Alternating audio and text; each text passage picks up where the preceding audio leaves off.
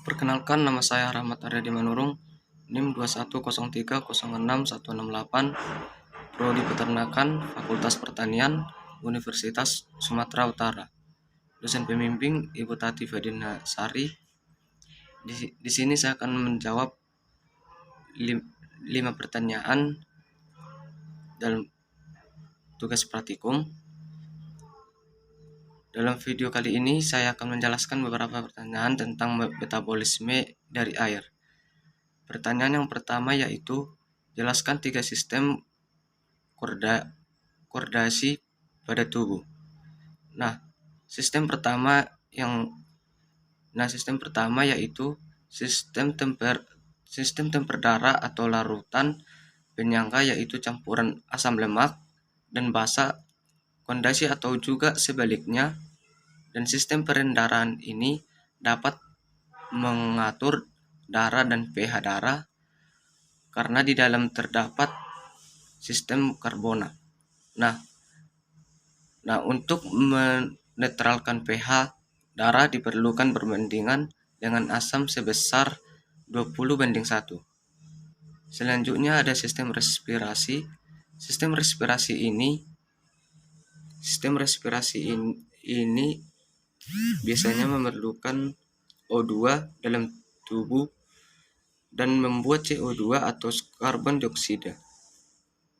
Pada alveolus oksigen masuk dan karbon dioksida dibuang.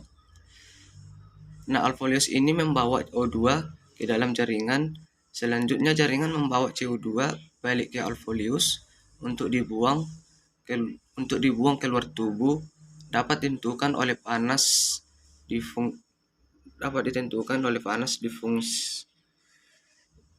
fungsi udara karena tekanan persenggara dalam udara.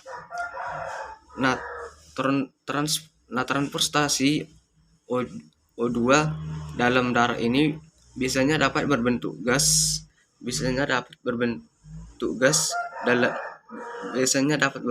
larut dalam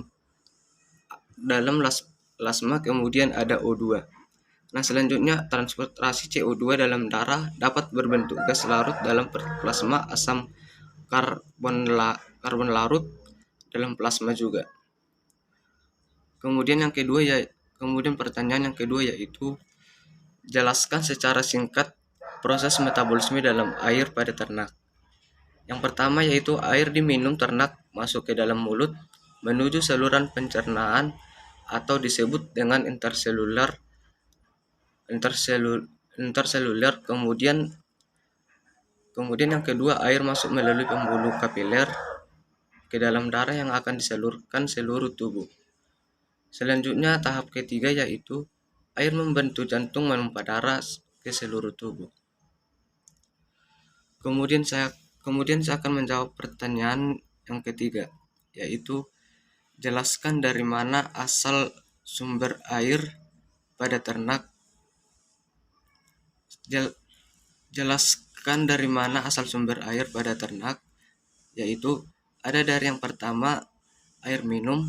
Air minum berasal dari air minum. Ini dapat berupa air minum yang segar, bersih, dan jernih. Yang kedua ada air berupa makanan konsentrat, dapat berubah seperti pakan atau pelet. Yang ketiga ada air metabolik.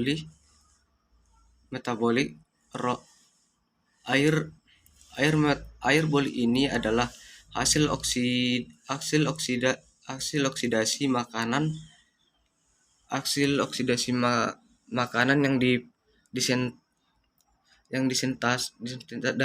yang disintase dari molekul kompleks.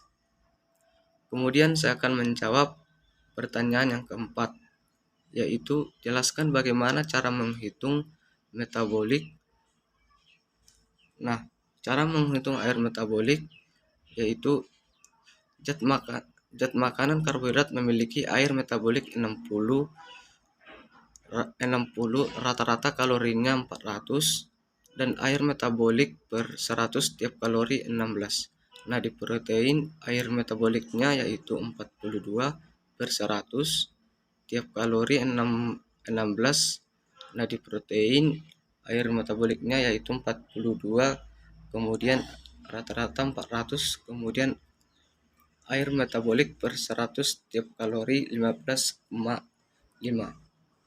Nah, dan yang terakhir ada lemak memiliki metabolik 100 yang rata-rata kalorinya 100 dan air metaboliknya dengan kalori 11,1. Kemudian saya akan menjawab pertanyaan yang terakhir, yaitu apa yang mempengaruhi faktor ekskreasi dan kebutuhan air. Yang pertama yaitu hilangnya air lewat kulit pada mamalia umumnya akan membantu melepaskan panas temperatur tubuh dan dapat juga meningkatkan aktivitas fisik dan temperatur lingkungan. Nah, hilangnya air melalui ginjal sebagai air seni. Sekian dari video saya. Bila ada kata-kata saya salah, saya mohon maaf.